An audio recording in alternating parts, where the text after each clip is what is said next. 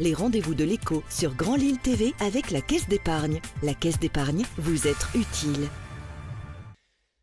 Bonjour à toutes et à tous et bienvenue sur Grand Lille TV pour une nouvelle édition du Rendez-vous de l'écho. Aujourd'hui, nous accueillons Hélène Nattier. Bonjour. Bonjour Adrien. Vous êtes la présidente de la FICOMEL, fédération indépendante et innovante des commerçants de la métropole lilloise, créée il y a un peu plus d'un an, je crois. Tout à fait. Nouvelle entité, finalement, qui regroupe pas mal de commerçants et déjà plusieurs associations de commerçants. Pourquoi et comment va se dérouler cette FICOMEL? Pourquoi la FICOMEL? Parce qu'on avait une volonté de créer une fédération un petit peu différente qui associait le commerce et la culture. Donc on a créé ça avec l'UC Cœur de Lille et le Furet du Nord dès le départ et l'association Art à Lille. Depuis, nous ont rejoint l'UC de Moulins, l'UC de Gambetta de Oisem, la Caisse d'épargne, le Clé de Soleil qui est une association de musique classique et puis la Maison de la Photographie. Le but de cette fédération, qui pour l'instant a pris racine à Lille, est de s'ouvrir aux autres villes de la métropole.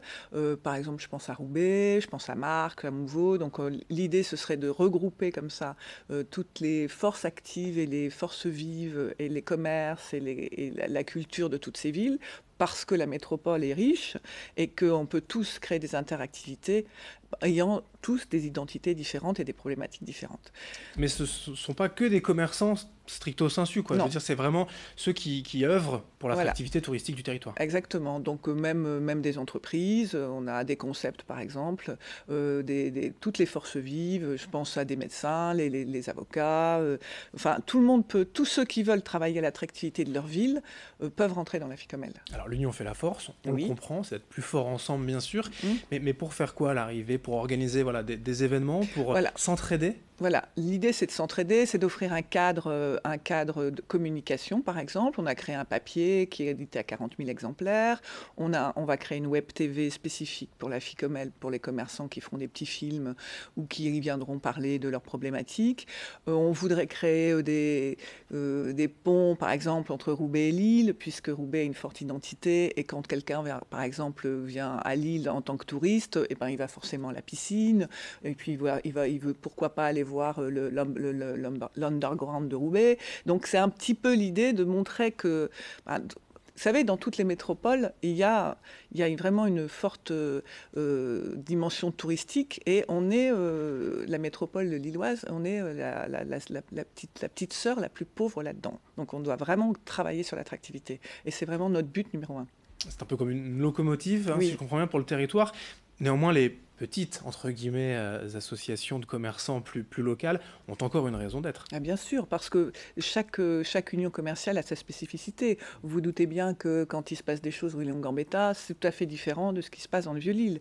Néanmoins, on avait par exemple un projet avec l'UC Gambetta de créer un rallye pédestre shopping entre le Vieux-Lille et Gambetta pour montrer que par exemple on peut faire toute la ville à pied. Donc ça, c'est un projet. Après, par exemple avec Moulins, on a un projet de festival de musique du monde, parce que forcément, là-bas, il y a une diversité culturelle, donc pourquoi pas mettre... En fait, c'est un peu mettre les énergies en commun et créer de l'attractivité. Vous parliez de culture, justement, puisque il y a l'innovation aussi dans l'acronyme FICOMEL. Là, où c'est effectivement intéressant, c'est de lier non pas uniquement les commerces, mais aussi les points culturels, les lieux culturels des associations pour tous travailler ensemble. Oui, parce que la culture et le commerce sont intimement liés. On a fait, là, il y a pas longtemps, une œuvre, une vitrine, avec l'association des galeries d'art de la métropole. Donc, chaque commerçant a mis dans sa vitrine une œuvre. On a tous fait, on a créé un petit dépliant qui expliquait les artistes et les œuvres. On a fait un vernissage, etc. Donc, on voit bien que la culture est partie prenante avec le commerce. Bon, moi, je rêverais de faire, par exemple, une exposition d'art dans les rues, vous voyez, des choses comme ça un peu dingues, mais pourquoi pas? Après tout, il se passe bien des choses un peu partout dans le monde, pourquoi pas chez nous? Ce n'est pas non plus pour créer un syndicat, je veux dire, pour être plus fort face à la grande distribution ou face aux élus? quand on parle de désertification des centres-villes, l'idée c'est voilà, pas non plus de devenir politique en termes de syndicats, c'est pas ça. Non, l'idée n'est pas du tout d'être dans la politique, l'idée elle est plutôt dans mobiliser les énergies et mobiliser les idées pour faire sortir des choses. Vous savez, moi je travaille aussi au Césaire, je suis, je suis au comité culture tourisme et on est en train de travailler par exemple sur la Côte d'Opale. Et je me disais, les commerçants lillois, par exemple, pourquoi ils ne feraient pas la promotion de la Côte d'Opale? Parce que quand on a des touristes qui viennent nous voir, en fait, nous, on est des espèces de... On est des gens qui créons du lien. Donc les gens, c'est très fréquent que les gens viennent nous demander où est-ce que je peux aller manger, qu'est-ce que je dois aller voir, qu'est-ce qui est sympa dans la région. Un rôle de précepteur aussi. Oui, un peu sur le là. Bon, on ne va pas non plus remplacer l'Office du tourisme, hein, je le rassure. Mais on pourrait travailler très bien, d'ailleurs, comment dirais-je, en lien avec l'Office du tourisme. Ce serait super intéressant. Je disais un mot à propos de la désertification des centres-villes.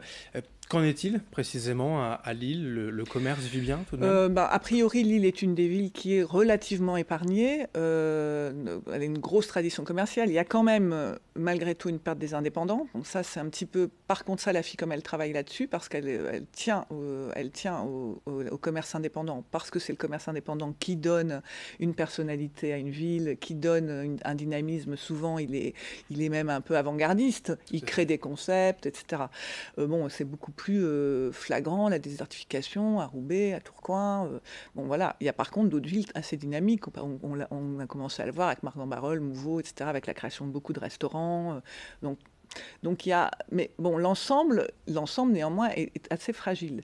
Et on a quand même, c'est vrai que je vous ai dit qu'on ne faisait pas de politique, mais on a quand même demandé un moratoire. La FICOMEL a demandé un moratoire pour se poser et regarder le nombre de centres commerciaux qui sont ouverts. Parce que dans le nord de la France, dans les Hauts-de-France, on est particulièrement chargé en centres commerciaux. Et avec cette problématique de la voiture, qui est un sujet un peu délicat, on doit quand même faire attention.